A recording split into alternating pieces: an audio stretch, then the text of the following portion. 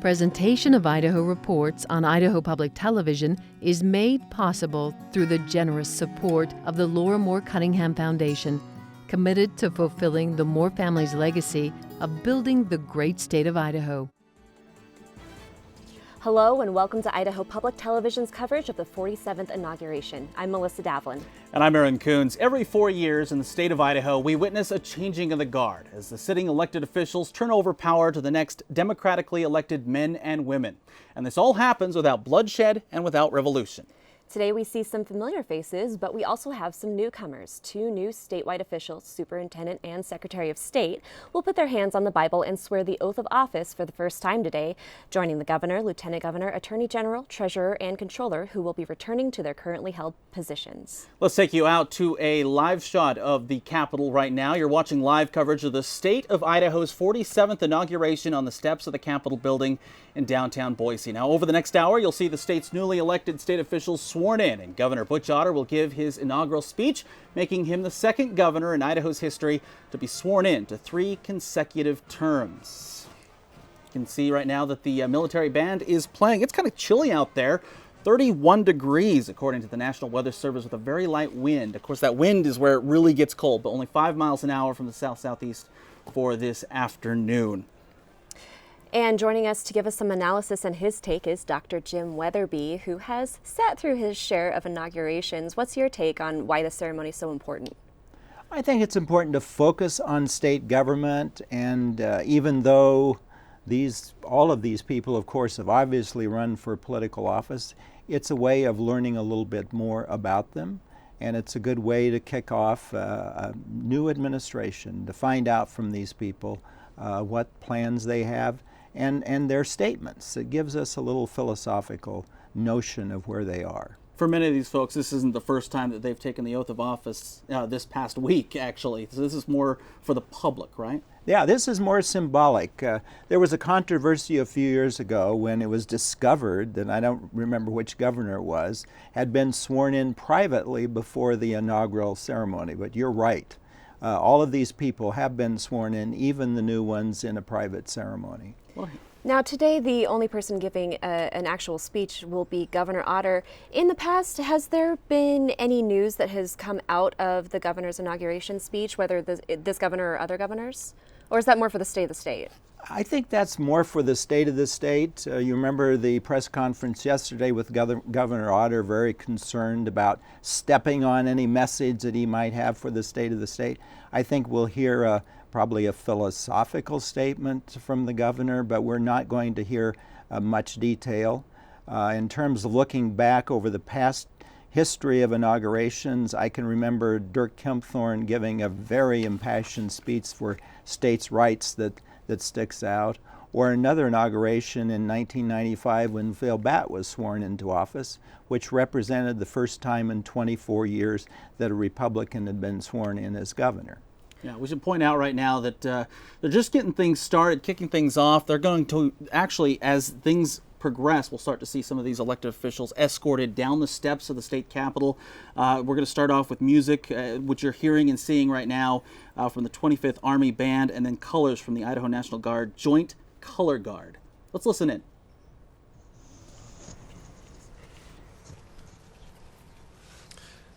Good afternoon, honored guests, ladies and gentlemen, and welcome to Idaho's 47th inaugural ceremony. I am Major General Gary Saylor, the Adjutant General for Idaho and Commander of the Idaho National Guard. I'm honored to serve as your Master of Ceremony at today's event. At this time, please silence all electronic devices.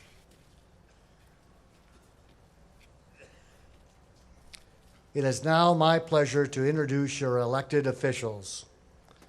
The Superintendent of Public Instruction, the Honorable Sherry A. Ibarra, and her husband, Matthew Ibarra Sr.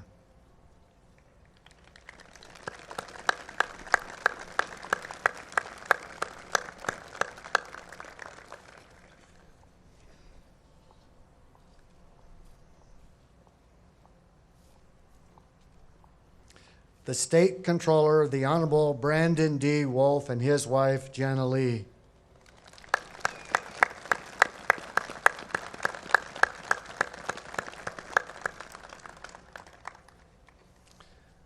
the State Treasurer, the Honorable Ron Crane, and his wife, Cheryl. And Treasurer Ron Crane, of course, served in the House of Representatives before becoming treasurer in 1998. This is his The fifth Attorney term. General, the Honorable Lawrence G. Wasden, and his wife, Tracy.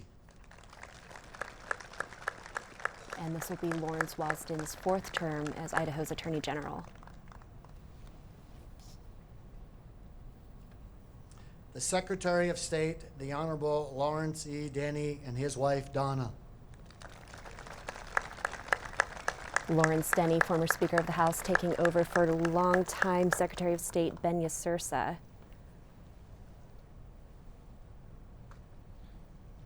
The Lieutenant Governor, the Honorable Brad Little, and his wife, Teresa. Brad Little was first appointed as Lieutenant Governor in 2009, taking over for Jim Risch when he was elected as U.S. Senator. Ladies and gentlemen, the Governor of the great state of Idaho, the Honorable C.L. Butch Otter, and the First Lady, Lori Otter. This is Governor Otter's third time taking the oath of office as governor. And presumably the last time he's hinted at anyway. That's what he said so far, is that this may be his last term. Kind of joked about it yesterday during one of our gatherings with the media.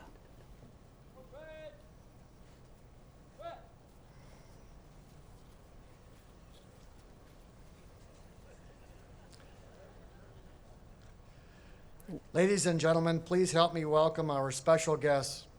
From our federal delegation, Senator James E. Risch and his wife, Vicki.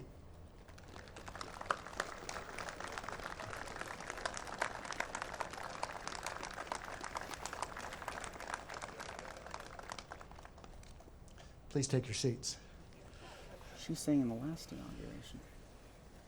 Representing the Shoshone-Paiute tribe from Duck Valley, Chairman Lindsey Manning and his wife, Yolanda, and Vice Chairman Buster Gibson.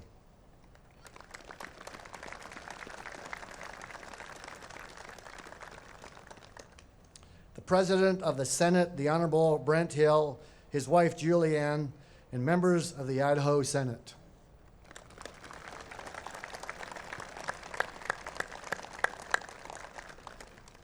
The Speaker of the House of Representatives, the Honorable Scott Bedke and his wife Sarah, members of the Idaho House of Representatives. So Idaho's legislature, both the House and the Senate, members are attending today and sitting in the We audience. are also privileged to have three former governors with us today. The Honorable Philip E. Batt.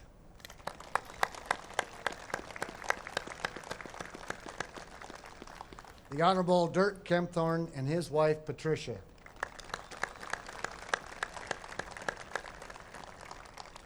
The Honorable James E. Risch and his wife Vicki.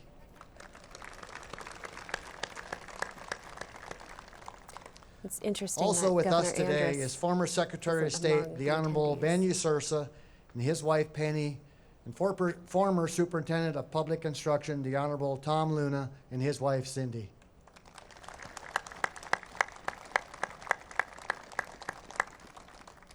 Members of the Idaho Supreme Court, Chief Justice Roger S. Burdick, Justice Joel D. Horton.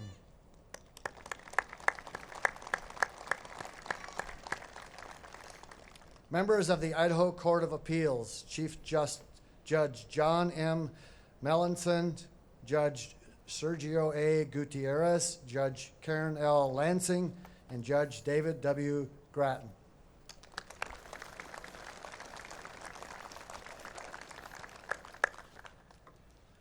Ladies and gentlemen, please stand for the presentation of our national and state colors by the Joint Color Guard from the Idaho National Guard. Singing the national anthem will be Miss Ashlyn Allen. Please remain standing for the Pledge of Allegiance led by Mrs. Debbie Field and the invocation offered by Father Len McMillan of the Holy Apostles Catholic Church.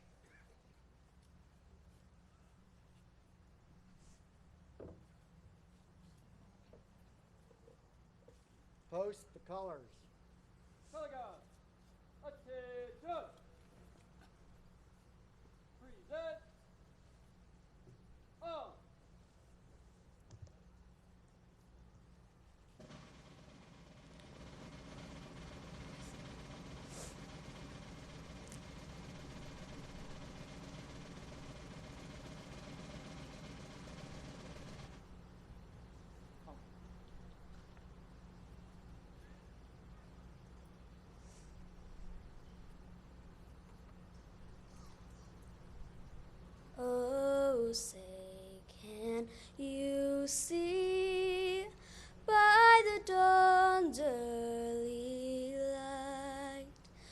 but so proudly we hailed at the twilight's last gleaming, whose broad stripes and bright stars through the perilous fight o'er the ramparts we watched were so gallantly streaming, and the rockets' red glare, the bombs bursting in air, gave proof through the night that our flag was still there. Oh, say does that star-spangled banner yet wave o'er the land of the free and the home of the brave?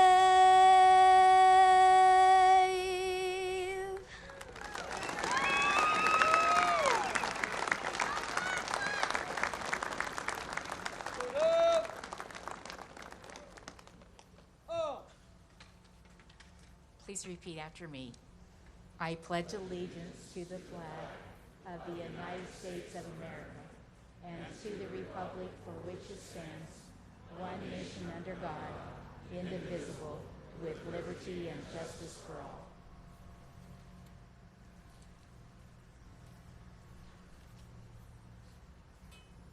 Parade! Red!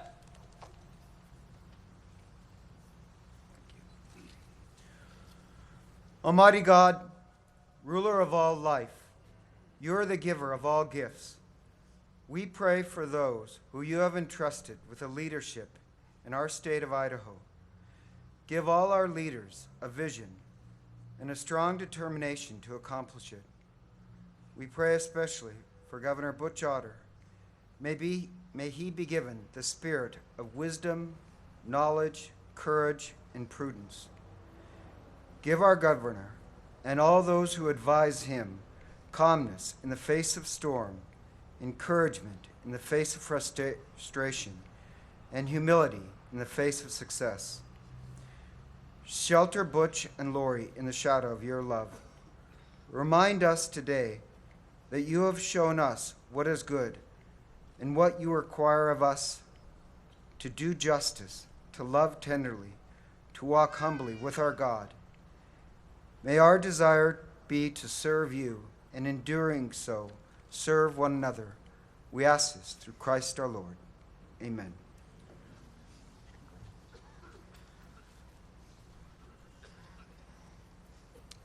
Please be seated.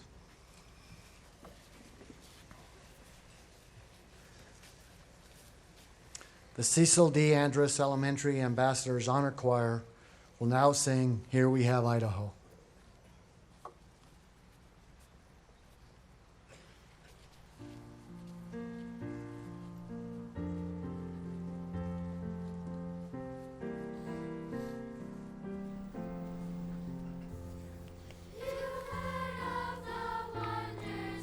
And you're listening to Here We Have Idaho, again sung by the Cecil D. Andrus Elementary Ambassadors Honor Choir. You're watching the state of Idaho's 47th inauguration happening right now at our state capitol. And of course, we're covering it here at Idaho Reports. A quick reminder that Idaho Reports will be back on tonight at 8 o'clock right here on Idaho Public Television.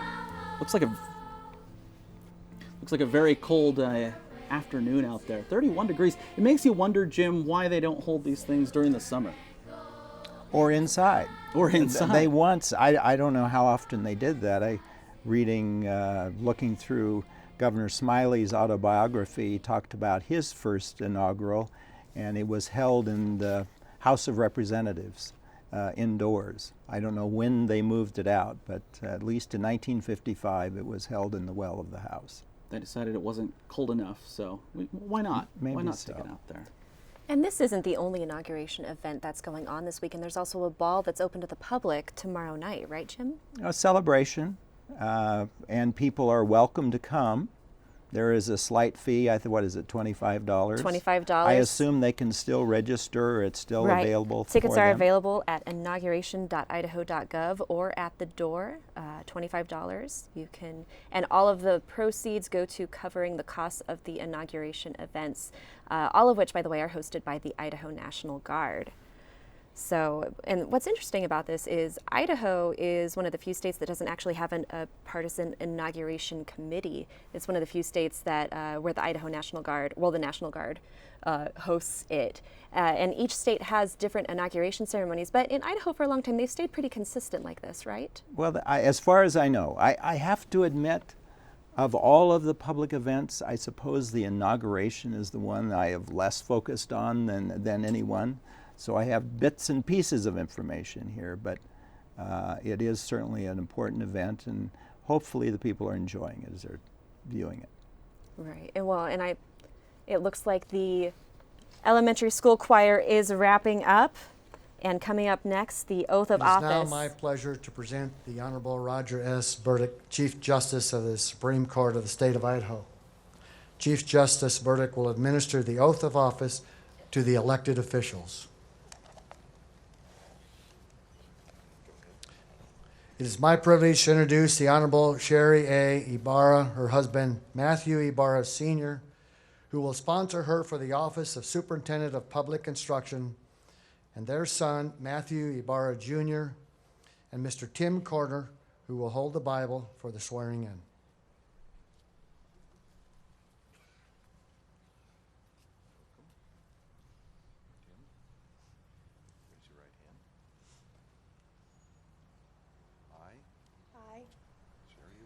Sherry Ibarra, do solemnly swear do solemnly swear to support the Constitution of the United States to support the Constitution of the United States and the Constitution of the State of Idaho, and the Constitution of the State of Idaho, and that I will faithfully discharge the duties and I will faithfully discharge the duties of the office of Superintendent of Public Instruction of the office of Superintendent of Public Instruction according to the best of my ability. according to the best of my ability.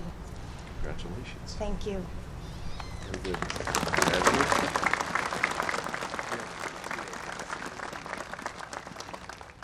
Judge. No.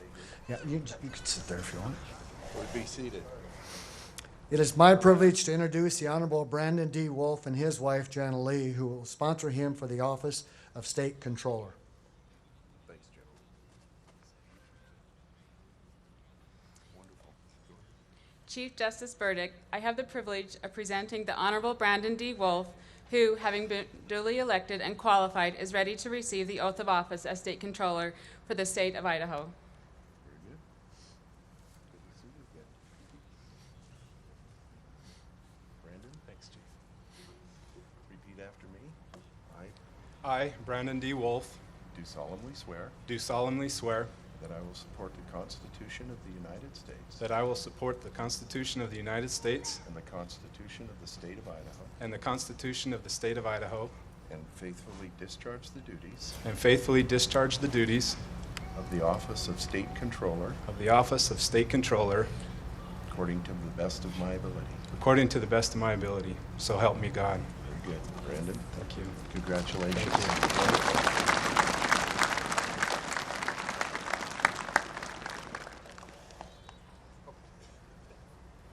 It is my privilege to introduce the Honorable Ron Crane and his wife, Cheryl, who will sponsor him for the office of State Treasurer. Good morning. Chief Justice Burdick, I have the privilege of presenting the Honorable Ron Crane, who, having been duly elected and qualified, is ready to receive the oath of office as State Treasurer for the State of Idaho. Said that very well. Oh, thank you. Ron? Sir. If you will raise your right hand. I, Ron Crane, Do solemnly swear do solemnly swear that I will support the Constitution of the United States. that I will support the Constitution of the United and States the Constitution of the State of Idaho. and the Constitution of the State of Idaho, And that I will faithfully discharge the duties of and that I will faithfully discharge the duties of the office of State Treasurer according to the best of my ability. according to the best of my ability, so help me God. Nicely done. Thank you, sir. Thank you. Have fun.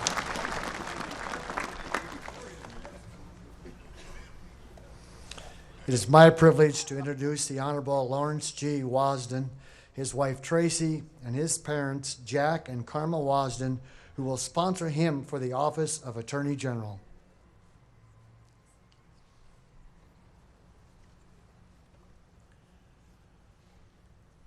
Chief Justice Burdick, it is a pleasure and a privilege to present a tireless and uncompromising defender of the Constitution of this great state, the Honorable Lawrence G. Wasden, who has been duly elected and qualified and is ready to receive the oath of office as Attorney General of the state of Idaho.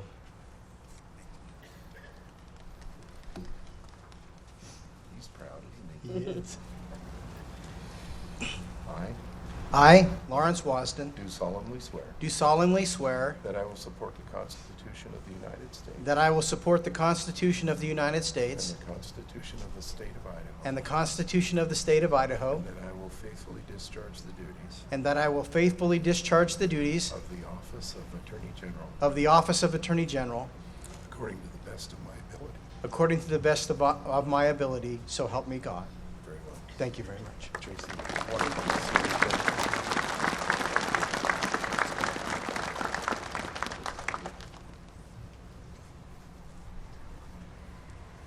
Nicely done, sir. Thank you. Nicely done.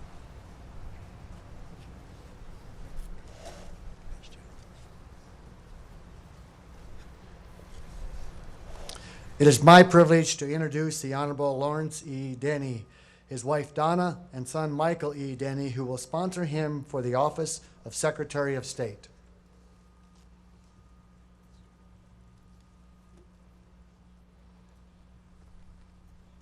Sir, nice to meet you. Chief Justice Burdick, I have the privilege of presenting the Honorable Lawrence E. Denny, who, having been duly elected and qualified, is ready to receive the oath of office as Secretary of State for the state of Idaho. Thank you. Raise your right hand. I, Lawrence Denny, Do solemnly swear do solemnly swear that I will support the Constitution of the United States that I will support the Constitution of the United States and the Constitution of the State of Idaho, and the Constitution of the State of Idaho, and that I will faithfully discharge the duties and that I will faithfully discharge the duties of the office of Secretary of State of the office of Secretary of State according to the best of my ability. according to the best of my ability. So help me God. Nicely done. Nicely done.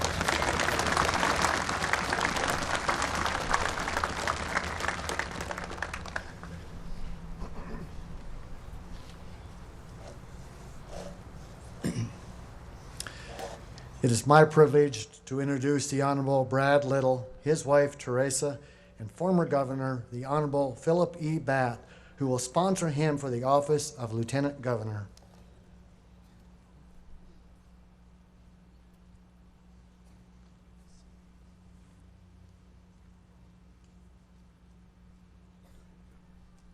Mr. Chief Justice Burdick, it's an honor and privilege for me to present the Honorable Brad Little, who is duly qualified and elected to serve as a Lieutenant Governor of the state of Idaho again, and he's here to take the oath of office. Thank you, sir. Thank you, sir. I love that guy. Really good. Raise your right hand, please. I, Brad Little, Do solemnly swear do solemnly swear that I will support the Constitution of the United States that I will support the Constitution of the United and States the Constitution of the State of Idaho, and the Constitution of the State of Idaho, and that I will faithfully discharge and that I will faithfully discharge the duties of the office of Lieutenant Governor the duties of the office of Lieutenant Governor according to the best of my ability. according to the best of my ability, so help me God. There you go. It's official.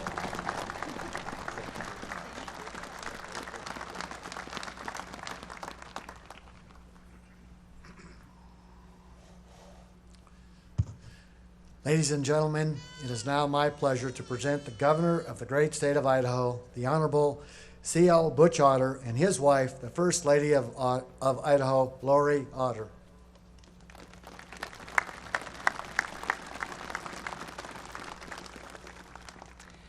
Chief Justice Burdick, I have the privilege of presenting the Honorable C.L. Butch Otter, who having been duly elected and qualified, is ready to receive the oath of office as Governor for the great state of Idaho.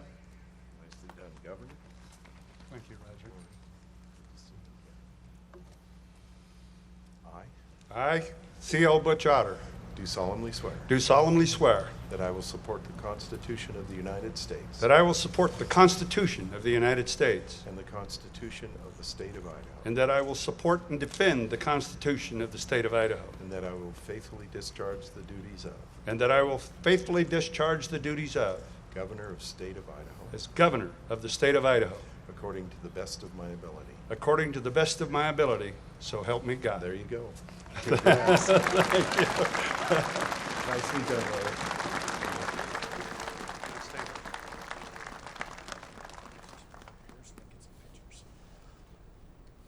Please stand and remain standing for honors to the Governor of Idaho and Commander-in-Chief of the Idaho National Guard. Delegate, attention. Present. On.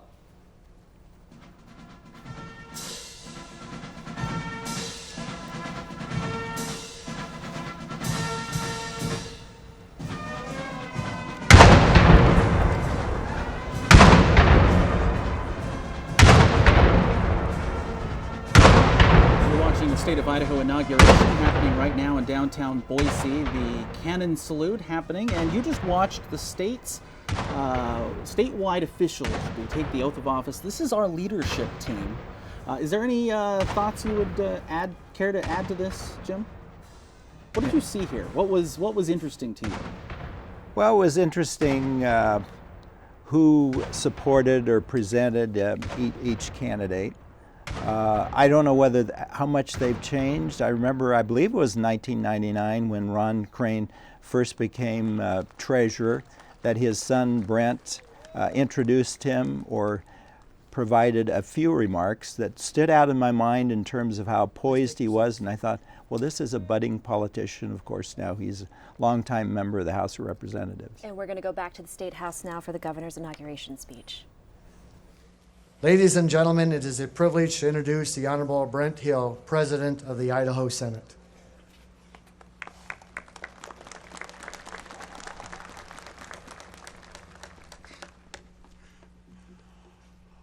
Honored officials, honored guests.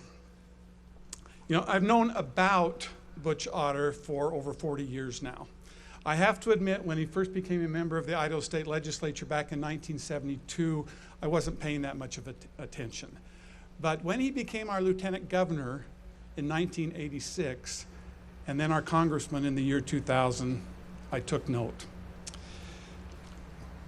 It wasn't, though, until the Governor Otter became the governor 8 years ago that I really got to know Governor Otter and the depth of this man's character and his integrity and his abilities. I've come to know a man of great intelligence, sitting in countless meetings with him, being amazed at his understanding of every issue and his recall of details. I have come to know a gentleman. I sat by him in a meeting a while back next to him, and where people who were supposed to be his friends, in my opinion, treated him with some disrespect. I leaned over to him and I said, "Governor, why did you even come here tonight?" I said, "You knew this could happen. Why didn't you just stay home?" His response, "I will never allow the bad behavior of another to deny me the right to be a gentleman."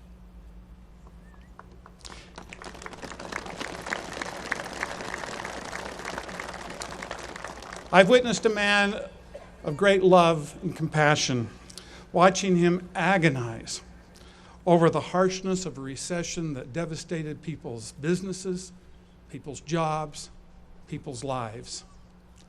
I've observed a man of genuine devotion to his wife, Lori, and to their families. I have come to know a friend, not only a friend to Julie and me, but also a friend to you, one who serves you and cares about you. I have beheld a statesman, one motivated by principles, not politics, even when he's facing criticism or ridicule or political threats. President Theodore Roosevelt said that the credit belongs to the man who is actually in the arena, whose face is marred by dust and sweat and blood, who strives valiantly, who knows the great enthusiasms and the great devotions, who spends himself for a worthy cause. To Idaho this day, I present such a man, your 32nd Governor, the Honorable C.L. Butch Otter.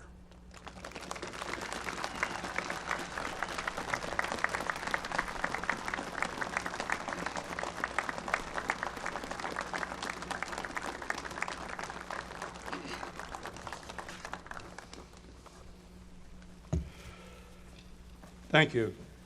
Thank you, Brent. I could have listened to that all day.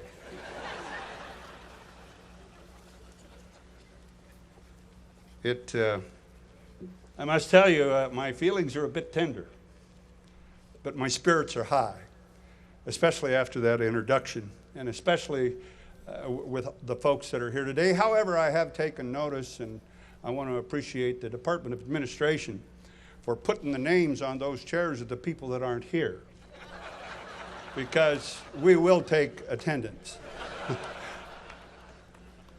I got 4 years for payback. Governor Batt, Governor Kim Thorne and Patricia, Governor Risch and Vicki, Mr. Chief Justice, Lieutenant Governor Brad Little, Mr. Speaker, Mr. Pro Tem, fellow constitutional officers and members of the congressional delegation, honored legislators, judges, county and city officials, friends, and my family, and our First Lady, Miss Lori, my fellow Idahoans.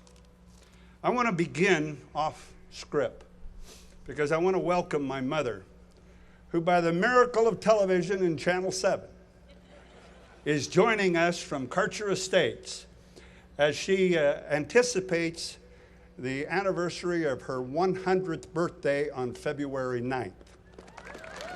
We didn't want to. So, Mom, wherever you are, wherever the camera is, God bless you, and I know you're praying that my speech doesn't go on too long. I want to congratulate our returning legislators and those that worked so hard in the continuing support as a result of their vote.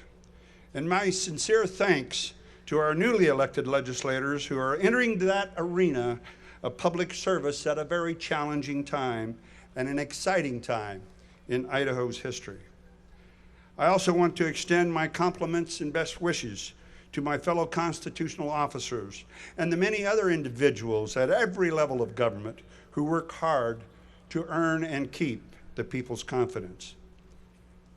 I want to thank my family, my kids, my brothers and sisters who have joined with us today, my nieces and nephews, and my grandkids. And once again, I want to thank our First Lady for your patience, your understanding, and your unwavering support during a long and arduous campaign. And certainly allow me to thank our state employees whose hard work day in and day out and dedication to public service make up such an important part of our social fabric and make this job so fulfilling. Ladies and gentlemen, this is the third time that I have been blessed to stand here on the step of the People's House, to take this oath of office as your governor, and to thank you for trusting me to once again lead state government in a way that is consistent with principles and values that we share. I strongly believe that the people of Idaho understand and embrace the role not just of the voter or taxpayer, but as individual and proud citizens. In my experience, There is no such thing as a silent majority in Idaho. Rather, there is a very clear realization that we are all in this together and are equally clear in our commitment of going our own way, in our own time, and at our own means. Idaho remains deeply concerned with the decisions that affect the liberties and the opportunities available to our future generations. We take seriously our responsibility to ensure state government is focused on safeguarding these freedoms while enabling citizens to live up to their own best potential. I am encouraged by the strength and the resilience of our system, and I am energized by the opportunity to lead a rebirth of public trust and confidence in this great republic, a form of representative democracy that, despite its challenges and its imperfections, still remains the envy of the world. These past 4 years have provided us with equally great lessons about the importance of the public process, the power of individuals, and our responsibilities as citizens. When I last took the oath of office, Idaho was only beginning to see signs of the economic resurgence we needed to effectively address the biggest of our challenges. Now Idaho is among the best managed, fastest growing, and the most economically promising states in America. That is due in no small part to the fact that here in Idaho, we don't just talk about our principles and values, we live them. And the independence and self-reliance and the civic virtue that have brought us back economically also are the foundation of how we will address our challenges ahead of us. Here in Idaho, I believe we share a common determination to fully exercise our freedoms, first to turn to family, and then to turn to friends, and then to turn to community when need be, and then very cautiously and judiciously ask the collective authority of a state and of government to do for us what we cannot do alone. I also believe we share a deep and abiding love of this place we call home. We care more about sustaining and improving Idaho for our children and our grandchildren than anyone who's not connected by the blood, the soul, they ever could understand. We want more than any national government or collection of outside experts possibly could for Idaho to succeed, for Idaho to prosper, and for Idaho to be a place where hope is inspired, faith is embraced, and charity is a way of life. We are not a people easily swayed from our true course or commitment to our values by contrived comparisons or glib cynicism. We know who we are. We are proud of who we are. And we are not easily blown off course by the shifting winds of change of someone else's idea of what might be right for Idaho. That's why I'm here today. It's why I ran for governor in 2006 after 6 years in Congress. I wanted to come home to a place where a good idea in the morning could become good public policy by the afternoon, where individuals have a voice and can make a difference, and where we are unafraid to stand up for what we believe. Does that mean that all Idahoans agree on every issue? Of course not.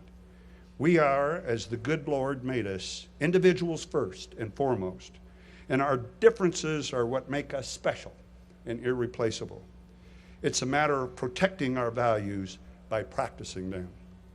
Our shared determination to listen to other points of view and work through our differences constructively is what makes us Idahoans. Where we draw the line is having other views imposed on us as mandates out of misguided political correctness or a lack of respect for our history, our traditions, and our values. For anyone who believes today that my commitment to liberty has been eroded by age or sullied by experience, for anyone who doubts my commitment to resisting with all that I am, all that I will ever have, for those in resisting those federal policies that determine the tenets of federalism or of state sovereignty, watch closely over the next 4 years. You will see that fiery idealism of my youth has only been supplanted by a strong and tempered confidence, born of time and molded by experiences. But you should also know that we don't insist on prudent, responsible management of taxpayer dollars and limiting government's role in our lives because we are stingy, cruel, or hard-hearted. It is because it is a tried and true way to ensure that the people remains the master and the government the servant. We revel in our fact that Idaho still has a citizen legislature and balances our budget each and every year rather than a big expanding and deficit spending government, like so many of our sister states out of some animus toward government itself. We do it because we trust the people of Idaho to know best what's right for them. Our path forward to the Idaho we envision might be long and circuitous, but our direction is clear because our purpose is true to our values and the way of life that we cherish. We stand for what's right here in Idaho, and we are determined to be the architects of our own destiny. Once again, Miss Lori and I thank you all for being here. Mom, I'll call you after I get home. Thank you once again for the opportunity to serve. May God continue to bless this great state of Idaho, and may God continue to bless this great country. Thank you. Thank you.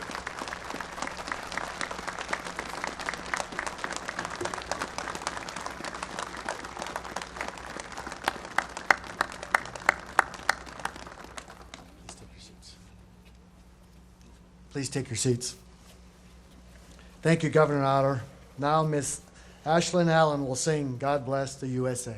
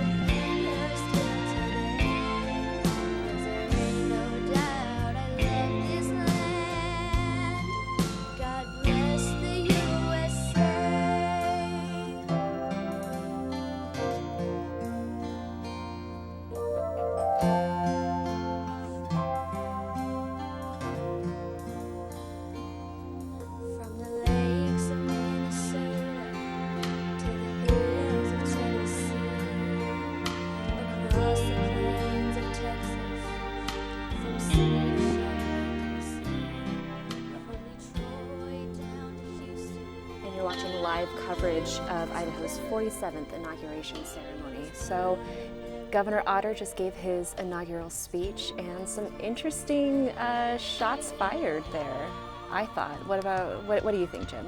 Well, certainly, and he's had a tough 4 years with dealing with, and longer than that, dealing with the economic problems, with having to oversee the cutting of public education, to be criticized from his right for the sponsorship and support of the healthcare exchange, a key component of Obamacare, which I think every Republican in Idaho or those in the legislature has opposed. But he was able here to give, I think, a very positive, upbeat speech, but also to tell people, I'm the same Butch Otter I was, Senator Harrell, when you made that reference when I was elected in 1972. Well, certainly he has matured, changed a little bit, but he really tried to emphasize those same values of freedom here today. I kind of heard a man who really likes being governor. Yesterday during the Associated Press preview, legislative preview, he had said that these last few years have been some of the hardest he's ever had, but they've also been the most rewarding. How do you think, as you stare down the barrel of a third term and you know that at least you've put it out there that this will very likely be your last, what do you think he's going to have to look at as he looks ahead to the next 4 years? Well, and that's a great question, and that's a feeling I think a lot of people have. Governor, you enjoy being governor, but what do you want to do with the powers that you have? You remember Governor Smiley talking in 1955 about emotional moment when he was sworn in, because now he had his hands on the levels of power and he could make some changes as he saw fit. With Governor Otter, it's not clear what his legacy is at this point or what it might be. Part of that legacy is something that he probably doesn't like very much to have mentioned, and that is the passage and implementation of the exchange. And he stands out as the only Republican governor in America with a Republican legislature that has supported an exchange. And what's interesting to me is he made several references to the state's ongoing fight on same-sex marriage. He said we won't be blown off course by someone else's idea of what might be right for Idaho. We're not going to be influenced by misguided political correctness. And there was this whole idea of the other, someone else's idea of what's best for Idaho, kind of ignoring the fact that there are people in Idaho who believe that Idaho should be offering same-sex marriage to couples who want to get married. This is consistent. We heard it on election night that he is defending that particular clause in the Idaho Constitution, even though others may say the train has left the station and why continue to fight.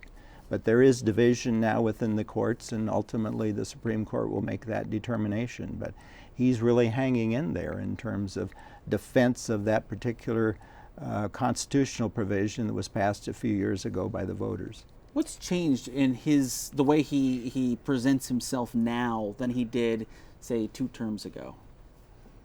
I don't know that there is a lot of change. I still just harken back to that question about what he wants to accomplish as governor. We know that he tried very hard in 2009 to come up with funding for the transportation system. Worked very hard on it, kept legislators in town beyond and extended the session, but still got nothing. He's been hurt by that, and he's less assertive, I think, perhaps today than he was before, because he's dealing with one of the most conservative legislatures in the country, and they're not about to support a tax increase and a revenue increase, even when the needs are very apparent and very well documented. And at the same time, he used a lot of high energy words in his speech. Like he said, he felt encouraged, he was energized, he felt this was a rebirth. Do you think this is a preview for what the next 4 years might be? Do you think he's going to be a little bit more feisty, or is he going to continue to defer a little bit more to the legislature? Be very interesting to watch. Lame ducks, and he has already admitted he is one, or he's said if he runs again, he'd run as a bachelor. His wife would not support another run for office. But in this position, not running for office again, elected office, it will be interesting if that liberates him a little bit to support proposals that he might not otherwise have done. I think of Governor Smiley again, who I think was one of the most effective governors in Idaho history. He served 3 terms, but was only in the late part of his 3rd term that he really established his legacy. So there is 4 years out there. There is a lot yet to be accomplished. I was going to point that out, that while he may have a little bit more freedom now, that he's not having to run for re-election in 4 years, he also has his legacy to think about. Yeah. He wasn't the only one actually making or taking the oath of office today. I should point out, though, that we have an interview with the governor coming up tonight at 8. Right. Idaho Reports sat down with Governor Otter for 2 hours, and we boiled that down to a 30-minute biographical segment about his life that we're pretty excited about. But there were other people sworn in today. Lieutenant Governor Brad Little was sponsored by former Governor Phil Batt, which I thought was an interesting choice. It is, and a tacit endorsement, perhaps, of Governor Little, we call the lieutenant governors governors, don't we? He would like to be full-time governor at some point, maybe in 4 years or whatever the future holds. He says he's ready to go in an interview he did with Betsy Russell a few weeks ago. And he'd get a pay increase if he were promoted to governor. Sherry Ybarra took the oath of office today, joined by her family, her husband Matthew and her son Matthew Jr. Lawrence Denny was there too and was sworn in to Secretary of State, his new position. Two big changes. Right. No change for the governor with his third term, but significant changes, and I think the people will be watching with interest. What does Sherry Ybarra do as Superintendent of Public Instruction? Didn't run a very good campaign as an elected for office, but won. Now the question is, how well can she serve dealing with all of the issues relating to education? With Lawrence Denny, and you saw, we didn't talk about it, but I think the public saw, Ben Yasursa sitting right down there in the front row, Lawrence Denny coming in. The question is, will he maintain that nonpartisan service orientation that was established by Pete Senarusa and Ben Yasursa in the Office of Secretary of State? Or will he go on a different course in terms of looking at toughening up voter ID legislation and other matters that might be of more partisan bent? Can you talk about the strengths and weaknesses of this new this new team that's pulled together?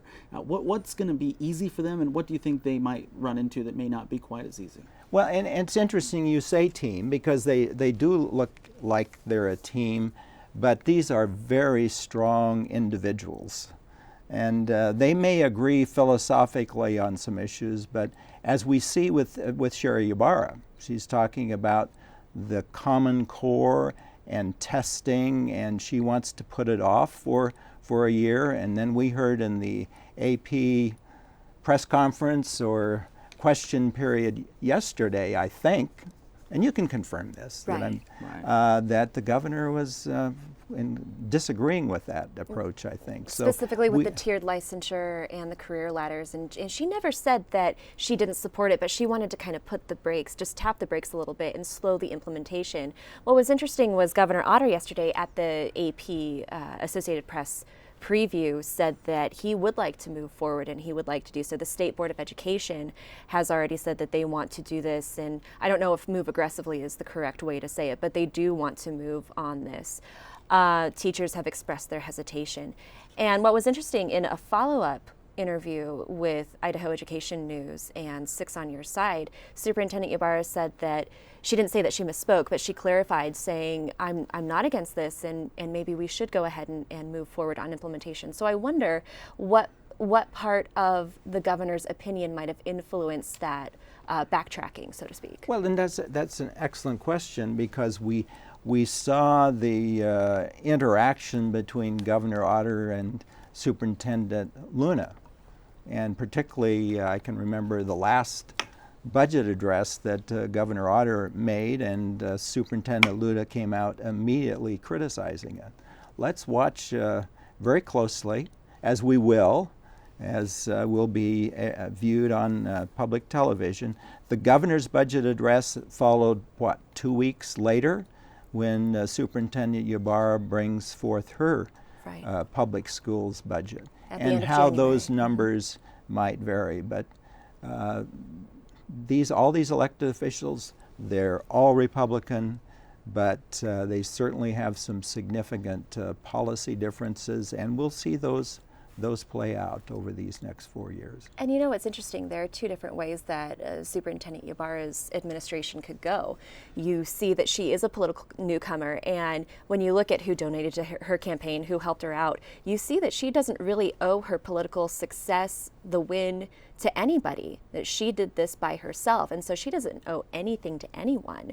So we might see her continue on this path of doing her own thing and not paying much attention to what the governor may or may not want. At the same time, she may look for a lot of leadership from the already established elected officials, and I guess we have to wait and see how that might play out. Interesting comment. the benefits of hardly campaigning is you're not really influenced by any particular group. It really will be interesting to watch how well she does. She has to work with all the stakeholders, the teachers, the school district officials, but she'll also have to work with a new chair of the Senate Education Committee who is quite conservative, as well as Reed de Mordaunt, who is the continuing chair of the House Education Committee. She can propose, but that doesn't mean the legislature will necessarily listen to her unless she gets down and works with these legislators on a one-to-one basis. Because we've had examples of superintendents who have been very outspoken, very independent, but who have not been very influential in getting their programs adopted by the legislature. Briefly, what are the consequences? Has anyone ever came out of lockstep with the leadership, the other leadership, and the legislature? And what are the consequences of not listening and following along with them? Well, the consequences are you go to the public, you try to build up public support, but the prevailing majority of conservatism in this Idaho legislature, you cross ways with that, and it's very difficult to be effective. Yeah. Right. All right. Well, that's about all the time we have. Thank you so much, Jim, for being here as part of the inaugural ceremonies. And again, a reminder, the Idaho Reports will be back on the air tonight at 8 o'clock. Jim will be here. Betsy will be here. And as Melissa talked about, we have that interview with the governor coming up. Certainly lots of stuff to look forward to as we look at this next season of Idaho Reports throughout the session, and I believe we'll go maybe a little bit after that as well. That's going to do it. That's going to be all for us. Thank you so much for watching. We'll see you back here tonight at 8.